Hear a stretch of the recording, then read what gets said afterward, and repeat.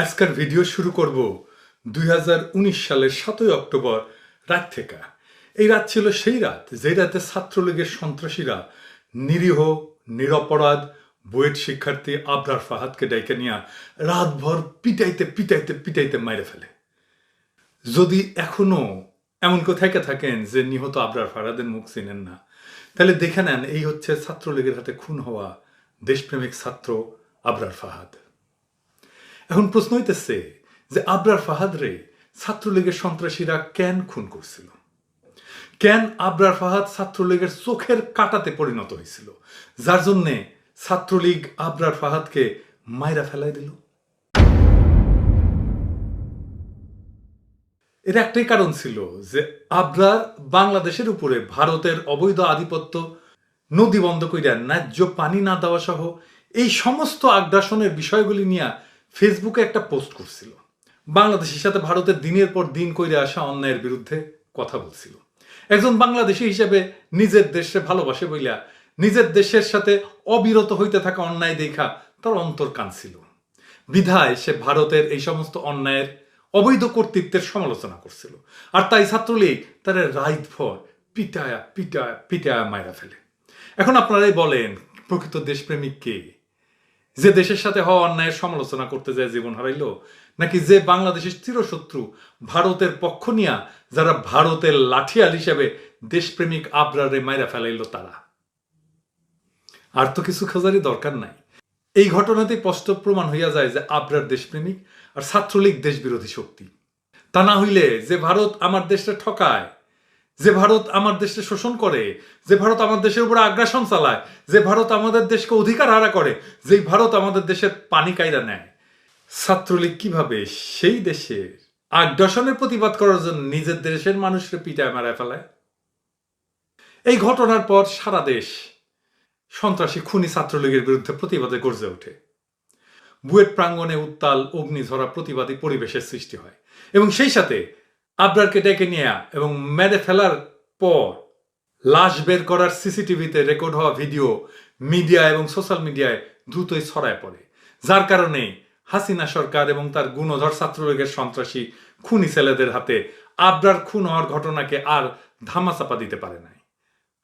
ফলে না চাইলেও হাসিনার আমলেই তারই সন্ত্রাসী ছাত্রলীগ ছেলেদের বিরুদ্ধে একটা লোক দেখানোর জন্য হইল বিচার কার্য শুরু করতে হয়। এবং তখন থেকে আবরারের এই হত্যাকাণ্ডের ঘটনাকে কেন্দ্র কইরা বুয়েটে ছাত্র রাজনীতি নিষিদ্ধ হয়।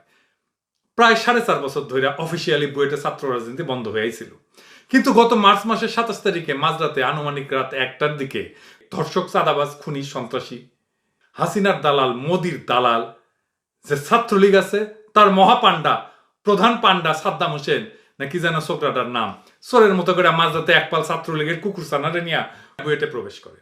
সে আদু ভাই 5 বছরের ভিতরে 7 বার নাকি ফেল মারা নেতা, সে নাকি এবার ছাত্র নেতা। তার মানে বুঝছেন তো, ছাত্রলীগের যে প্রেসিডেন্ট সে 5 বছরে 7 বার ফেল মারে।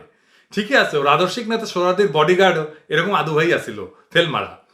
সোহরাদির বডিগার্ডের মাইয়াও 6 বছর লাগছে ডিগ্রি পাস দিতে, আর এই তো হবে ছাত্রলীগ করলে।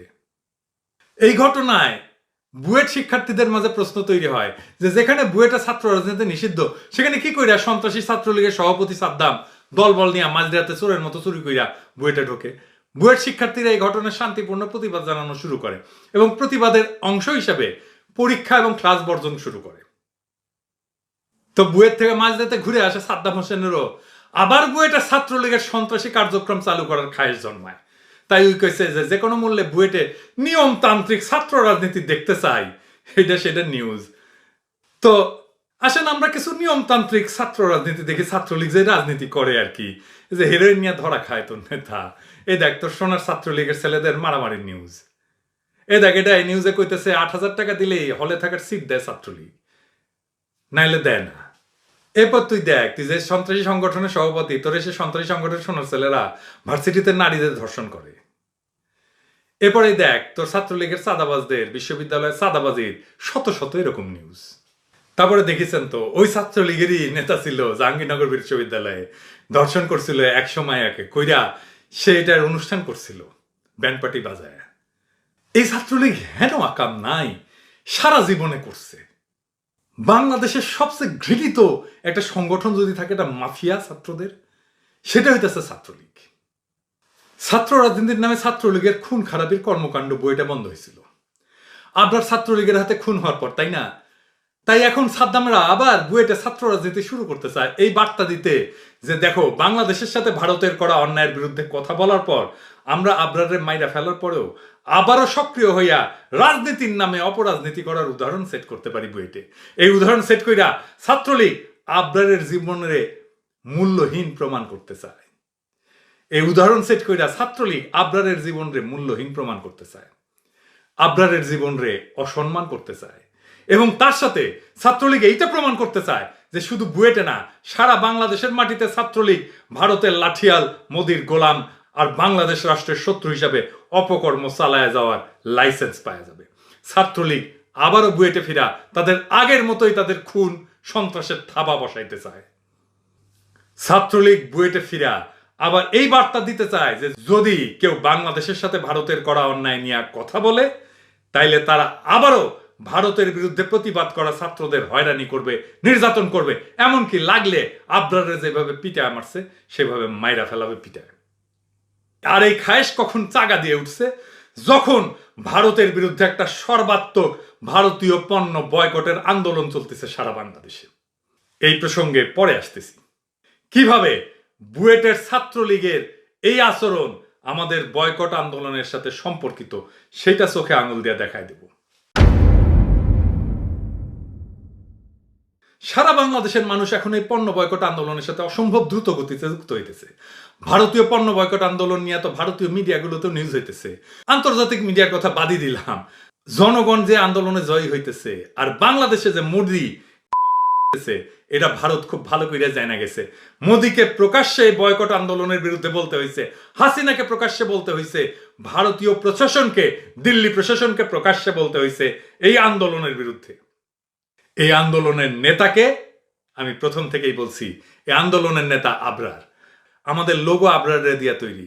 তাই আবরারকে যেই শিক্ষা প্রতিষ্ঠানে হত্যা করা হয়েছিল, সেই শিক্ষা প্রতিষ্ঠানে খুনি ছাত্রলীগের পুনর্বহাল কইরা বার্তা দিতে চায় আমাদের তারা হারায় দিছে, আমরা হারি নাই, বরং আমরা আবরার হত্যার বদলা নেব। এবার কিভাবে নেব সেইটা আমরা আজকে বলবো। আমরা আজ সবাইকে জানায় দেব আবরার হত্যার বদলা আমরা ঠিক কিভাবে নেব। তার আগে কয়েকটা বিষয় আলাপ কইরা নি।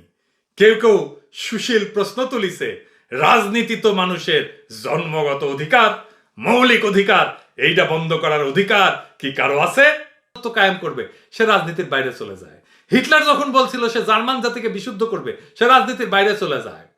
যখন কমিউনিস্টরা বলে রাষ্ট্র মানে শ্রেণীর রাষ্ট্র, তখন সে রাজনীতির বাইরে চলে যায়।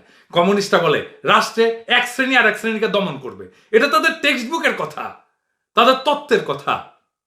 এটা রাজনীতি না, কারণ সে এক্সক্লুড করে, বাইর করে দেয় তার জনগোষ্ঠীর একটা অংশকে তার পরিসর থেকে। রাজনৈতিক পরিসরে যখন ইনক্লুড করে সমস্ত জনগোষ্ঠীর সমস্ত কণ্ঠস্বরকে, সেটা রাজনীতি। আপনার তো তার মতো লিখতে পারবে না, সে নামাজ পড়ার জন্য সে শিবির, আর শিবির হলে বুয়েটে থাকতে পারবে না। এই দাবিতেই তো অরাজনৈতিক। শিবির সন্দেহে কেন? শিবির করলেও কাউরে পিটানো যায় না। এটা রাজনীতি না, এটা সংঘবদ্ধ গুন্ডামি।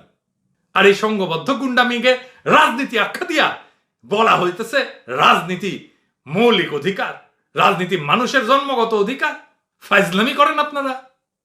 আবরারের মৃত্যুর পরে শিক্ষার্থীদের আন্দোলনের মুখে 2019 সালে 11 অক্টোবর বুয়েট একটা জরুরি বিজ্ঞপ্তি জারি করে। বিজ্ঞপ্তিতে বলা হয়েছে এইভাবে, সংশ্লিষ্ট সকলের অবগতির জন্য জানানো যাচ্ছে যে এই বিশ্ববিদ্যালয়ে সকল রাজনৈতিক সংগঠন এবং কার্যক্রম কর্তৃপক্ষের নির্দেশক্রমে নিষিদ্ধ করা হইল।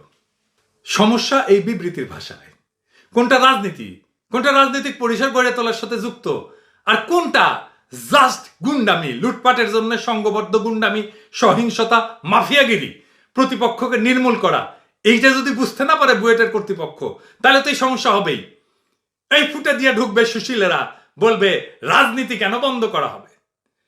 ছাত্রলীগ কি রাজনীতি করছে? আবরারকে পিটায় মারাটা কি রাজনীতি? ওই ফুটে দিয়া সুশীলদের আনাগোনা বাড়ছে, আর কইয়া উঠতেছে রাজনীতি করা আমার অধিকার, তোর অধিকার তোর আমরা দিব। এই বিবৃতি তাইলে কেমন হইলে ঠিক হইতো? বুয়েটে একটা অর্ডিন্যান্স আছে 1961 সালের। এইখানে যেটা বলা হয়েছে তা বাংলা করলে এরকম দাঁড়ায়, বিশ্ববিদ্যালয়ের শিক্ষার্থীদের বাসস্থান এবং শৃঙ্খলা তত্ত্বাবধান এবং নিয়ন্ত্রণ করা এটা বুয়েটের একটা কর্তব্য। তাদের পাঠ্যক্রম বহির্ভূত কার্যক্রম নিয়ন্ত্রণ করা, এটাও বুয়েটের একটা কর্তব্য। আর তাদের স্বাস্থ্যের উন্নতির ব্যবস্থা করা, তারা যেন কোনোভাবেই অবাঞ্ছিত ব্যক্তিদের সাথে মেলামেশা না করে তা নিশ্চিত করা। বিশ্ববিদ্যালয়ের মতামত ছাত্রদের কোনো সমিতিকে শোষণ বা শোষণ করার সম্ভাবনা রয়েছে তা পাঠ্যক্রম বহির্ভূত বা পাঠ্যক্রমিক কার্যকলাপের ক্ষেত্রেই হোক না কেন, সেইটারে বাধা দেওয়া। তাহলে বুয়েট ছাত্রলীগকে নিষিদ্ধ তো করতেই পারতো এই অর্ডিন্যান্সের এই ধারা দিয়া। এই আইন বলে, কারণ তোর অবাঞ্ছিত ব্যক্তিদের সাথে মিশা ছাত্রদের জীবন বা প্রাণ হরণ করছে।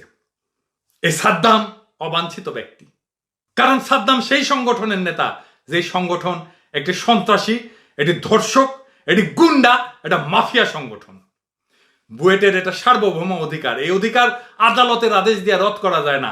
আদালতের এখতিয়ারই নাই, অথচ আদালত রায় দিল, বিষয় বুয়েটের রাজনীতি আবার চলবে। আর আইনজীবী কইতেছে ছাত্রলীগের পক্ষে যে রাজনৈতিক সংগঠনকে নিষিদ্ধ করার ক্ষমতা আইনগতভাবে বুয়েটের নাই। তাইলে পিটায় বুয়েটের ছাত্র যারা হত্যা করে তারা কি আদৌ রাজনৈতিক সংগঠন? এই বুয়েটের অধ্যাদেশকে একমাত্র সংসদ বাতিল করতে পারে। আদালতের এই রায় অবৈধ। যারা এই রায় দিছে তারা জাউরার জাউরা। ছাত্রলীগের এই অধ্যত্ত আর আদালতের এই ফাইজলামি থামায় দেওয়ার জন্য আবরারের হত্যার বদলা নেওয়াটা জরুরি। এই বদলা কিভাবে নেওয়া যাবে? আবরার শব্দের মানে জানেন? আবরার শব্দটা পবিত্র কোরআন শরীফের সূরায় আছে, অনেকগুলো সূরায়, অনেক জায়গায়। কোরআনের একটা শব্দ এই আবরার, যার অর্থ হচ্ছে যে সত্য বা ন্যায়ের পথে আছে। আবরারকে আমাদের বয়কট আন্দোলনের নেতা এবং প্রতীক বানানো হয়েছে সেই জন্যেই। একজন ন্যায়বান এবং সত্যের পথের পথিক হয়তো আমাদের সবার জীবনের সাধনা। আর কোরআনে বলা আছে সেই আবরারেরাই অনন্ত শান্তি লাভ করবে আর পরকালে পুরস্কৃত হবে। জীবদ্দশায় আবরার সত্য আর ন্যায়ের পথে ছিল জন্যেই অন্যায় আর অন্ধকারের শক্তি মোদির হিন্দুত্ববাদের লেসপেন্সারেরা আবরারকে হত্যা করছিল। আমরা আবরার হত্যার বদলা নিতে পারবো, আমরা প্রত্যেকেই একজন আবরার হইয়া। একজন আবরারের বদলে ওরা মোকাবেলা করুক 18 কোটি আবরারকে। এটাই আমাদের প্রকৃত বদলা, প্রকৃত প্রতিশোধ। আবরার হইয়া ওঠা, আবরার হত্যার বদলা নিতে হবে। কি দারুণ প্রতিশোধ! আমাদের শহীদ আবরার সত্য এবং ন্যায়ের পথে আমাদের আলোকবর্তিকা হয়ে আমাদের লড়াইকে পথ দেখাবে। ভারতের আগ্রাসনকে মোকাবেলার প্রথম পদক্ষেপ হিসাবে ভারতীয় পণ্য বয়কটের লড়াইকে আরো বেগবান কইরা আমরা আসেন এক একজন আবরার হয়ে উঠি, আবরার হত্যা বদলা নেই।